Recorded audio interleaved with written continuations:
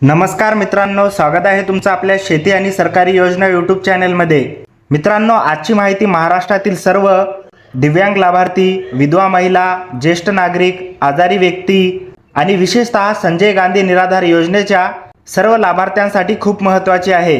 कारण सरकारकडून एक मोठा निर्णय घेण्यात आला आहे आणि काही लाभार्थ्यांना यापुढे हप्ता मिळणार नाही। नेमकं कोणाला मिळणार आणि कोणाला नाही, संपूर्ण माहिती जाणून घेण्यासाठी व्हिडिओ शेवटपर्यंत नक्की पहा, जेणेकरून तुम्हाला संपूर्ण माहिती मिळेल। मित्रांनो, सर्वात आधी एक चांगली बातमी समजून घ्या। सरकारकडून एप्रिल महिन्याचा हप्ता जमा करण्यासाठी नोटिफिकेशन काढण्यात आला आहे। म्हणजे काय, आतापर्यंत आपण सगळे विचारत होतो की हप्ता कधी येणार, तर आता हा प्रश्न जवळपास संपला आहे, कारण प्रक्रिया सुरू झाली आहे। पण इथेच एक मोठा ट्विस्ट आहे मित्रांनो। आता अनेक लाभार्थी मला एकच प्रश्न विचारत आहेत, सर आम्ही टेम्पररी दिव्यांग आहोत, आम्हाला हा एप्रिल महिन्याचा हप्ता मिळणार का नाही? आणि हाच प्रश्न सध्या सर्वांच्या मनात आहे, कारण काही नवीन नियम आणि शासन निर्णय आले आहेत, ज्यामुळे मोठा संभ्रम निर्माण झालेला आहे। म्हणून या व्हिडिओमध्ये आपण टेम्पररी दिव्यांगांना हप्ता मिळणार की नाही हे संपूर्ण स्पष्ट करून घेणार आहोत। मित्रांनो, आता इथून पुढे खूप लक्ष देऊन ऐका। राज्य सरकारच्या सामाजिक न्याय विभागाकडून एक महत्त्वाचा शासन निर्णय म्हणजेच GR काढण्यात आलेला आहे। आता तुम्ही विचार करत असाल, GR म्हणजे नेमकं काय? तर सोप्या भाषेत सांगायचं झालं तर सरकार जे नवीन नियम लागू करते आणि कोणाला फायदा द्यायचा आणि कोणाला नाही, हे सगळं GR मध्ये ठरवलं जातं। म्हणजेच हा GR म्हणजे तुमचा हप्ता मिळणार की बंद होणार हे ठरवणारा सर्वात महत्त्वाचा निर्णय आहे। आता या GR मध्ये नेमकं काय सांगितलं आहे ते समजून घेऊया। सरकारने स्पष्टपणे दोन गोष्टी ठरवल्या आहेत। पहिली गोष्ट, कोण कोण लोक या योजनेसाठी पात्र आहेत, आणि दुसरी सर्वात महत्त्वाची गोष्ट, कोणाला यापुढे लाभ मिळणार नाही। मित्रांनो, याच पॉईंटमुळे खूप लोकांचा हप्ता थांबू शकतो। म्हणून पुढचा भाग अजिबात स्किप करू नका, कारण आता आपण बघणार आहोत नेमकं कोणाला लाभ मिळणार नाही। मित्रांनो, आता सर्वात महत्त्वाचा मुद्दा नीट समजून घ्या। या GR मध्ये सरकारने एक स्पष्ट नियम सांगितला आहे, तो म्हणजे जर एखादा दिव्यांग व्यक्ती आधीपासूनच दुसऱ्या कोणत्याही योजनेतून पैसे घेत असेल तर त्याला या योजनेचा लाभ मिळणार नाही। आता हे सोप्या उदाहरणातून समजून घ्या।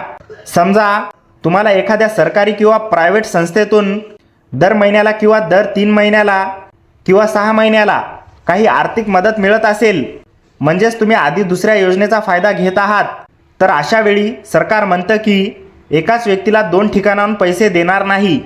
म्हणून अशा लोकांना संजय गांधी निराधार योजनेचा लाभ बंद केला जाऊ शकतो। मित्रांनो, हा पॉईंट खूप लोकांसाठी धोक्याचा आहे, कारण अनेक लोक वेगवेगळ्या योजनांचा लाभ घेत आहेत आणि त्यांना वाटलं की दोन्ही मिळतील। पण या नवीन नियमानुसार आता एकच योजना निवडावी लागेल। मित्रांनो, आता सर्वात महत्त्वाचा आणि धक्कादायक निर्णय समजून घ्या। हा मुद्दा खास करून टेम्पररी दिव्यांग बांधवांसाठी आहे। सोप्या भाषेत सांगायचं झालं तर टेम्पररी दिव्यांग म्हणजे ज्यांचं अपंगत्व कायमस्वरूपी नाही तर काही काळासाठी आहे। आता सरकारने काय सांगितलं आहे ते नीट ऐका। सरकारने स्पष्टपणे निर्णय घेतला आहे की टेम्पररी दिव्यांग व्यक्तींना यापुढे या योजनेचा लाभ दिला जाणार नाही। म्हणजे काय, जर तुमच्याकडे परमनंट डिसेबिलिटी सर्टिफिकेट नाही आणि तुम्ही टेम्पररी दिव्यांग असाल तर तुम्हाला या योजनेतून पैसे मिळणार नाहीत। मित्रांनो, हा निर्णय विशेषतः जे नवीन अर्ज करणार आहेत त्यांच्यासाठी लागू करण्यात आला आहे। म्हणजे जर तुम्ही आताच नवीन फॉर्म भरत असाल आणि तुमचं अपंगत्व टेम्पररी असेल तर तुमचा अर्ज मंजूर होणार नाही। मित्रांनो, आता एक खूप महत्त्वाची गोष्ट समजून घ्या। जर तुम्हाला या योजनेचा लाभ घ्यायचा असेल तर फक्त अर्ज करून चालणार नाही, तुमच्याकडे योग्य कागदपत्रे असणे खूप गरजेचे आहे। आता नेमकी कोणती कागदपत्रे लागतात ते पाहूया। पहिलं कागदपत्र आहे UDID कार्ड। UDID कार्ड म्हणजे काय? हा दिव्यांग व्यक्तींचा एक युनिक ओळखपत्र आहे, जो सरकारकडून दिला जातो। दुसरं कागदपत्र आहे परमनंट डिसेबिलिटी सर्टिफिकेट, म्हणजेच तुमचं अपंगत्व कायमस्वरूपी आहे हे दाखवणारं एक अधिकृत प्रमाणपत्र। आता लक्षात ठेवा, जर तुमच्याकडे ही दोन्हीही कागदपत्रे नसतील तर काय होऊ शकतं, तुमचा अर्ज रिजेक्ट केला जाऊ शकतो किंवा हप्ता मिळण्यात अडचण येऊ शकते। आता सोप्या उदाहरणातून समजून घ्या। समजा तुम्ही अर्ज केला पण तुमच्याकडे UDID कार्ड नाही, तर सरकारला कसं कळणार की तुम्ही खरंच पात्र आहात? त्यामुळे तुमचा लाभ थांबू शकतो। मित्रांनो, म्हणून अर्ज करण्यापूर्वी ही कागदपत्रे तयार ठेवा, नाहीतर नंतर त्रास होऊ शकतो. मित्रांनो, आता एक खूप महत्त्वाचा आणि तुमच्यासाठी फायदेशीर मुद्दा समजून घ्या.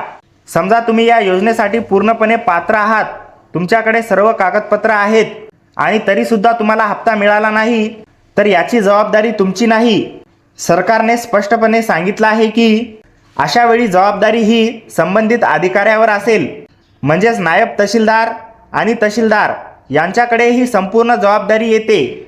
आता सोप्या भाषेत समजून घ्या. तुम्ही पात्र आहात प्लस कागदपत्रे पूर्ण आहेत, तरी पैसे आले नाहीत, तर चूक सिस्टीम किंवा अधिकाऱ्यांची आहे, तुमचा काही दोष नाही. म्हणून अशा वेळी घाबरू नका. तुम्ही थेट तहसील कार्यालयात जाऊन तुमची तक्रार करू शकता, कारण नियम स्पष्ट आहे की पात्र व्यक्तीला लाभ मिळालाच पाहिजे. मित्रांनो, आता एक गोष्ट नीट समजून घ्या. सरकारने थेट येऊन असं सांगितलं नाही की उद्यापासून तुमचा हप्ता बंद होणार आहे. पण मग सरकार काय करतं?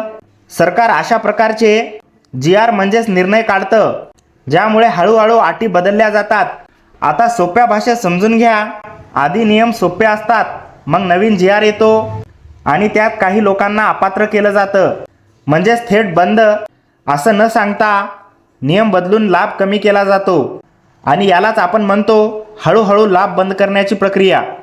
मित्रांनो, यामुळे अनेक वेळा लोकांना वाटतं की सरकार काहीच सांगत नाही, पण प्रत्यक्षात GRच्या माध्यमातून नियम बदलले जात असतात आणि त्याचा परिणाम असा होतो की काही लोकांचे हप्ते आपोआप बंद होतात.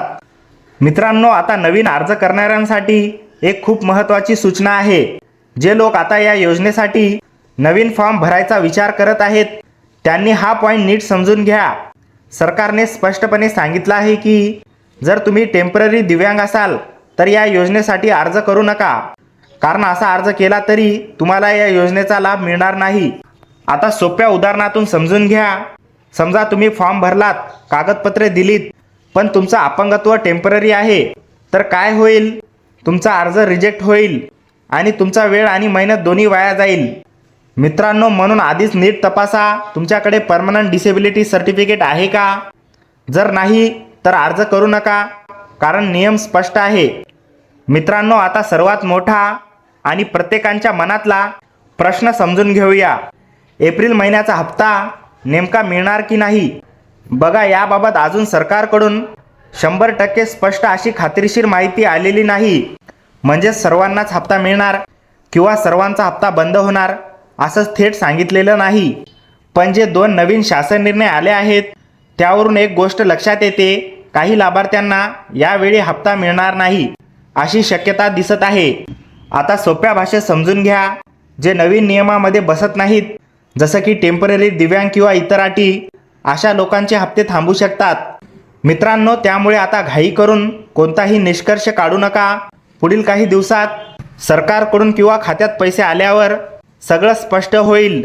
मित्रांनो, ही माहिती खूप महत्त्वाची आहे आणि प्रत्येक लाभार्थ्यांपर्यंत पोहोचणं गरजेचं आहे. त्यामुळे हा व्हिडिओ लगेच आपल्या मित्रांना आणि नातेवाईकांना शेअर करा.